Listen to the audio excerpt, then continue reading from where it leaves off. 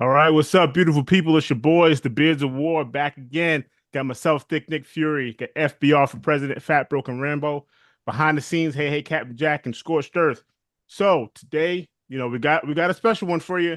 We're gonna be reviewing A Working Man, but before we get into that, I'd like to give a shout out to one of our associates, Mr. McCain, Tony McCain of McCain and Associates LLC. Listen, it's tax time. We got to do it. You may not want to do it, but you got to do it. If you want a really good tax guide, man, this guy is phenomenal. I've been using it for like the last 5 years. Out in Hyattsville in Maryland. His link is in the description below, so you guys check it out. He Hell does yeah. really good work, top notch. Good dude. He's a fan of the show. Tony, if you're watching, this is for you, bro. All right, man. So before we get started, hey, great, you got a trailer recommendation for us? Yeah, man. Hey, everybody. Thanks for coming check out the show tonight. So tonight we're going to talk about just got released on social media and across YouTube, the Naked Gun remake with Leslie. Sorry, I was about to say Leslie Nielsen. Um, We wish.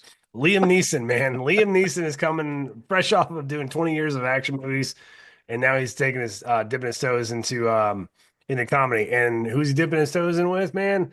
The legendary Seth MacFarlane, the guy who's behind, creative juices over at Family Guy, Cleveland Show, the Ted television series, and I think it was like A Million Ways to Die in the West.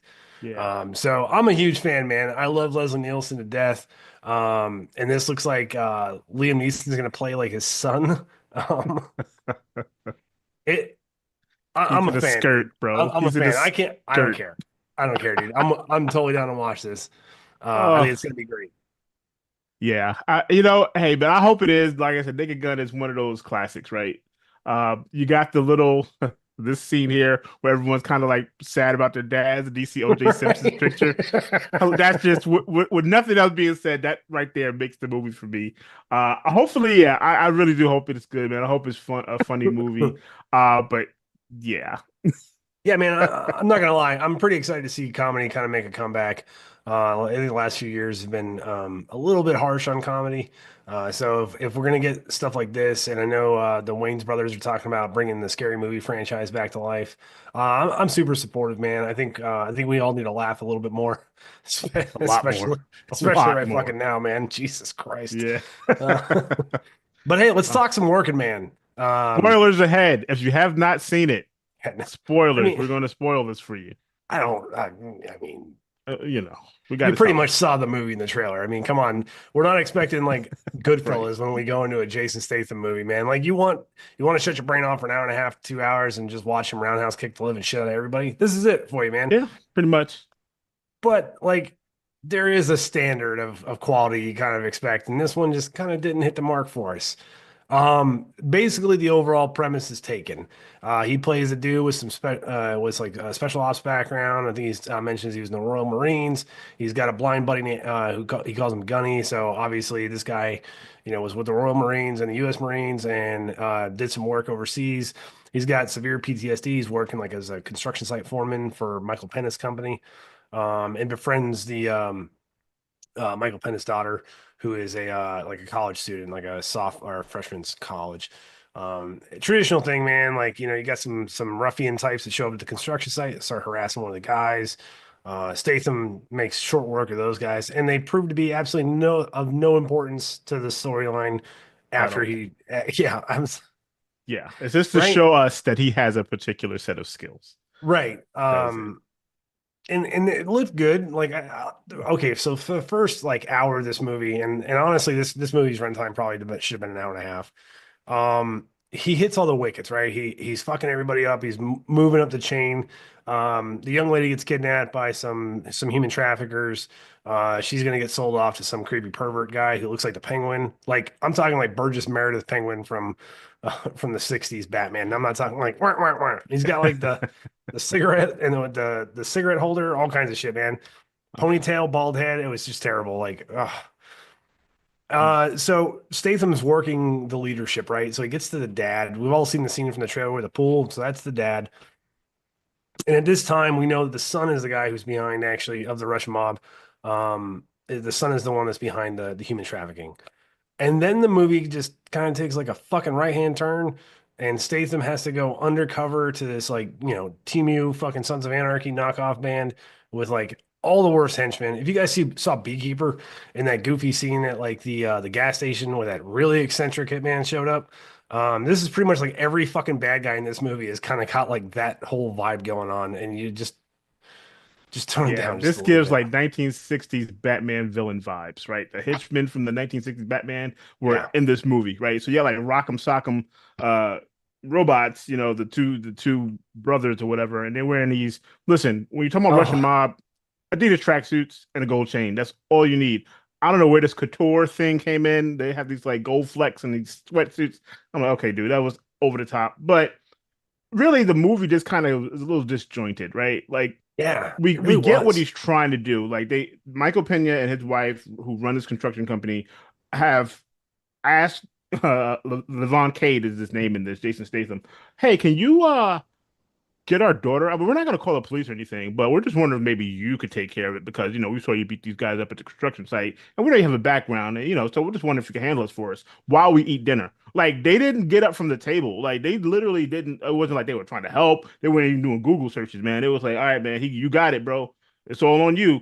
And now he's like going somehow into the world of drugs. I'm like, where do we get the drugs from? Like, why are we acting like we're buying drugs in order to get answers to where this girl is? It was kind of just disjointed, man. It really was unnecessary. Like I felt like, Right.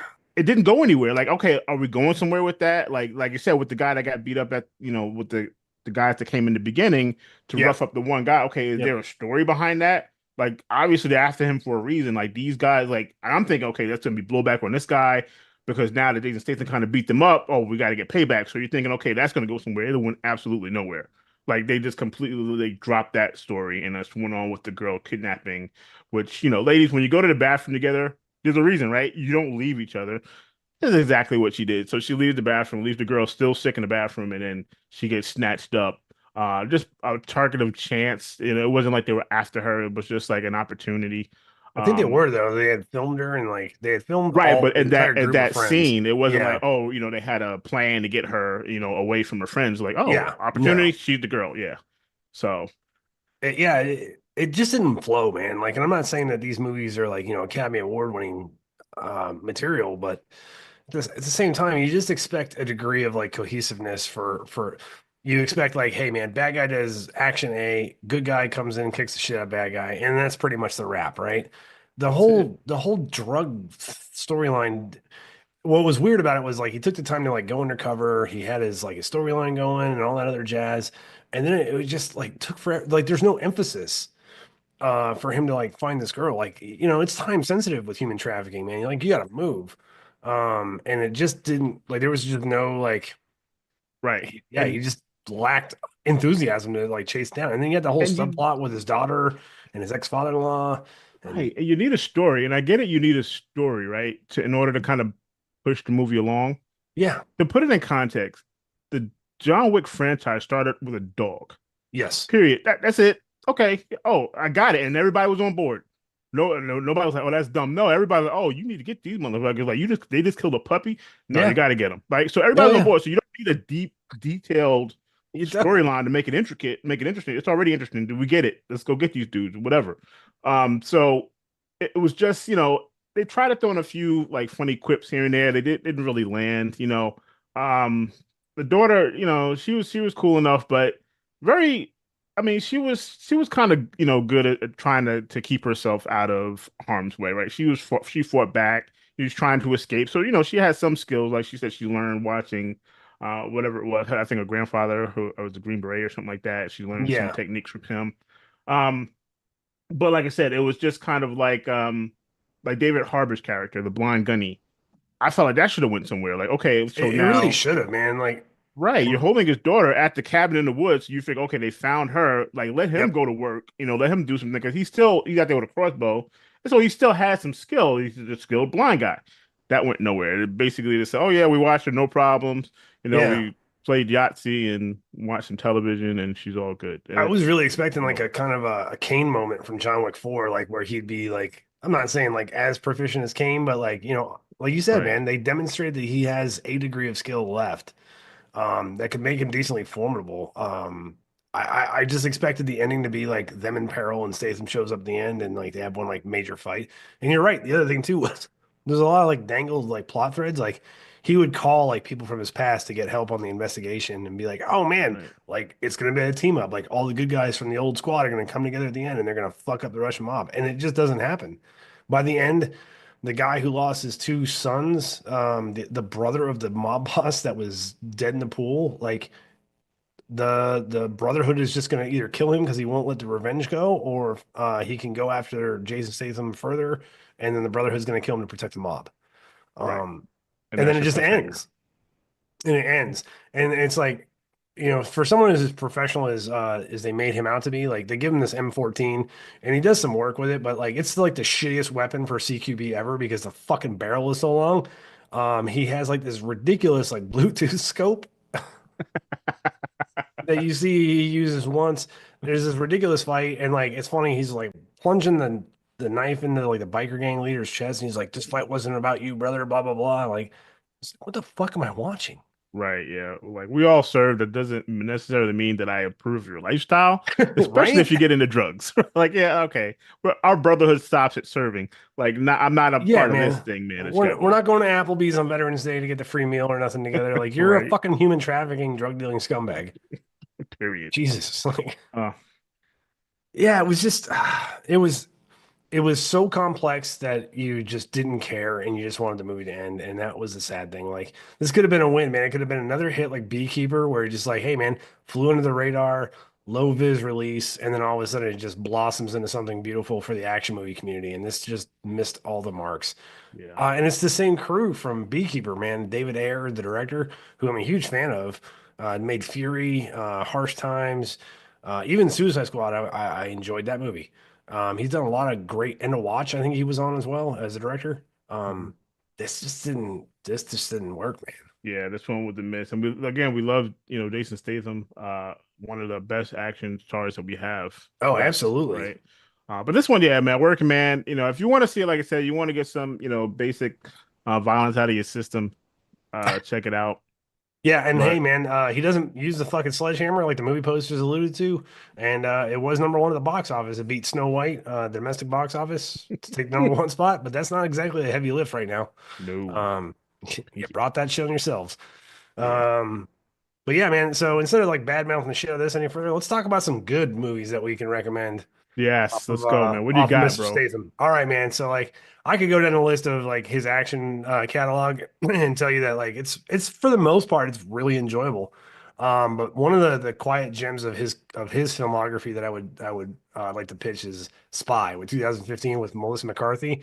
Um, Watching Statham, like he's like the after credits kind of thought actor, like he's the end guy on the credit sequence, like Bruce Willis in Pulp Fiction. Like you're going to see him for a few scenes, and he attracts attention because he's got a big name. But dude, he fucking steals every scene that he's in this movie, and it's hilarious because he's trying to compete against Melissa McCarthy as a field agent, and it's just beautiful, man. Statham is fucking hilarious. He's this dipshit spy who just keeps fucking everything up, but he thinks he's the best. Talks about like Pretty, how he had to rip off his own arm and then surgically attach it with his other fucking arm while he was falling out of an airplane. Oh, dude, it's priceless, man. yeah. Highly recommend it, especially to see him come out of his comfort zone to do this comedy. I wish he'd actually do more of them. I thought he just shined in this film. The whole movie is fantastic. Melissa McCarthy is hilarious in this movie. Yeah, Highly recommend it. I You've got to agree. rent it though. So Amazon Prime, Apple iTunes. I think it's like $3.99 to rent. Highly recommend it. It's worth the money. Good pick. Good pick. Yeah, I did enjoy that movie. All right, so my pick does not have anything to do with Jason Statham. Um I just kind of, like, okay, what have I seen lately that wasn't horrible? In the action genre. That's And that's the I went criteria with, right now. right? Yeah, the criteria is very low. I said the bar What is didn't set very suck? low. So I'm going with 2021's Kate, starring Mary Elizabeth and Woody Harrelson. So Kate, played by Mary Elizabeth, is she's been poisoned, right? So she's this assassin, and she's been poisoned, so she has a certain amount of time to live, and she basically is trying to find out who it was that poisoned her. And you kind of know how these stories go, right? It's always the person that's closest to you, right? So I thought Woody Harrelson was great in this movie. Like Woody Harrelson he deserves his flowers, man. This dude has literally been in every type of movie from comedy to action to like drama, and he is solid. I love watching dude, love watching him act. Love the action in this movie. It was good. It was a nice watch. It was something different. Like we get our your femme fatale, which I'm always shouting out. You know, our femme fatale I think is great. And Mary Elizabeth is not one of those women that you consider like, oh, she's gonna be an action star. She pulled it off, man. In my opinion, she did a great job in this. The sequences were good. The storyline was good, and it's like you kind of just you're engrossed in this movie because you want to know, okay, well, how does it end? Who did it? Like, what's the point? Like, all the Yakuza's involved. I mean, what more can you ask for, right? And then you got the hot cars, the neon lights, and the Bushido blades, and come on, man, like she goes against the henchman, who is like the number one guy that protects the main guy, and these guys like in a robe fighting in the kitchen. It was great, but yeah, Kate, 2021 Netflix, good movie, solid movie. If you want to watch it, get a good action flick, I recommend Kate. I'd say what, man, like watching the trailer for that, I haven't seen that, but I remember that when the trailer dropped for it, looking pretty good. But speaking of femme fatales, man, the one trailer that we did get to see off of A Working Man was Ballerina. Yeah, That we're movie looks like waiting. it's gonna be fucking great, man. I can't wait Yeah, to check that out. yeah, And yes, we're waiting. yeah, and it's confirmed John Wick's coming back for John Wick 5, man. So Yes. I'm interested to see where it goes. I do think that they've got one final good chapter in there, and I don't think you can't kill him at this point because you've already pulled that Oh, card once. for sure. I think And John deserves to retire with a dog somewhere quietly and be left the fuck alone. yeah, and I'll say this, man. Keanu Reeves can't lose. Like the Mm-mm. most beloved actor I think ever. Like I think everyone's in agreement. I've seen polls on this, like who's the most like The beloved best actor. human being. Right. Keanu Reeves is like literally everywhere. Like no one has anything bad to say about the dude. Yeah, man. And you just like to see him win, right? Just see like these good movies come Absolutely. out and you enjoy them. Like somebody said, man, I'd watch a movie with Keanu Reeves and Brendan Fraser just called Movie. I wouldn't even need to know the plot. I'm watching it. I love those guys. Right? Great guy, Those are just right? good people. So I'm with you, yeah, man. man, I'd I'm watch a all movie about called it, bro. Movie. We need another John Wick. Like we need it. We're asking you for it from the action hearted community lovers. We need it. All right. So I'm gonna have a poll. All I'm right, gonna man. What you put a got? poll for you guys. All right. And since we're on the Jason Statham kick, we're going Jason Statham Oh, pop, pop. movies. All right. Boom. So the poll is the best Jason Statham movie. Choices are The Transporter, Snatch, Crank, and Beekeeper. So make sure you guys go to the community tab, make your votes known. Let us know what you think, man. If you Yeah, guys man. if you want to add something in, there's maybe something we left out. We know he's got a bigger catalog, but we can only give four at a time. So you guys let us know what you think is a good Jason Statham movie. Maybe we'll throw that in there for the next one. Oh, hey, man. And Collateral don't count. So don't be throwing Jason Statham movie Yeah. Collateral. Or He's in that movie. Expendables. No, no I could get Expendables. behind the Expendables, actually. At least he's No, got that's not his speaking movie. role. That's Stallone's movie. Ah, He's the guy. He's the main guy. Lloyd Christmas, man. Yeah, What yeah. a great call sign. But yeah, man, that's what we got. So Spy, Kate, go check him out. Working Man, wait until it's on TNT. Yeah, there you go. 2 weeks. Yeah, right. 2 weeks. All right, Uh, guys. Well, that's what we got. We got Yellow Jackets coming up, and yeah. So we'll see you guys next week on the next one. all right. Nick Fury out here. Fat Brother Rambo out here. Thanks for coming out, guys.